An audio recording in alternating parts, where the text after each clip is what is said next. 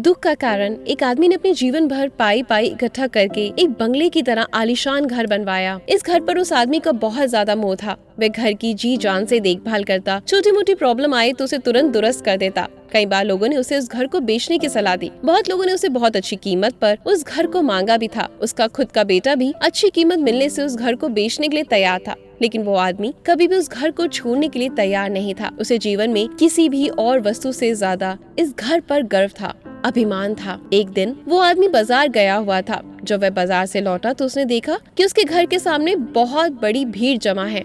वह दौड़ते हुए आया तो उसे बहुत बड़ा आघात लगा, क्योंकि उसके घर में आग लग चुकी थी। अपने सबसे प्यारे घर को ऐसे आग में जलते हुए देखकर वह अधमरा सा हो गया। उसे समझ में नहीं आ रहा था कि वह क्या करे। उसने निर्णय लिया कि अगर उसका घर नहीं रहेगा तो वो भी नहीं रहेगा। वह भी उसी के जलते हुए घर में अपनी जान दे देगा। अपने दुख में जब वो आदमी जलते हुए घर में जाकर अपनी जान देने लगा, तब वहाँ तमाशा देख रहे लोगों में से एक ने उसे रोक लिया और उसे कहा कि क्यों बेवजह अपनी जान देना चाहते हो, क्योंकि अब ये घर तुम्हारा नहीं है। एक दिन पहले ही तुम्हारे बेटे ने इस घर का सौदा किसी और के साथ कर दिया था। जैसे ही उस आदमी को इस बात का पता चला, उसका सारा दुख खत्म हो गया। अब वह आदमी भी वहीं बाकी लोगों की तरह खड़े होकर उस घर के जलने का तमाशा देख रहा था। जब वहाँ पर उस आदमी का बेटा आया तो वह आदमी अपने बेटे के पास जाकर उसे कहने लगा, जरूर मैंने पिछले जन्म में कहीं पुण्य किए होंगे, इसलिए मुझे तुम्हारे जैसा बेटा मिला। अगर तुमने इस घर को सही समय पर बेच ना दिया होता तो आज मेरी जान चली जाती। तुमने इस घर को सही समय पर बेचकर मेरी जान बचा ली बेटा। बाप की बातें सुनकर बेटे का मुंह उतर गया।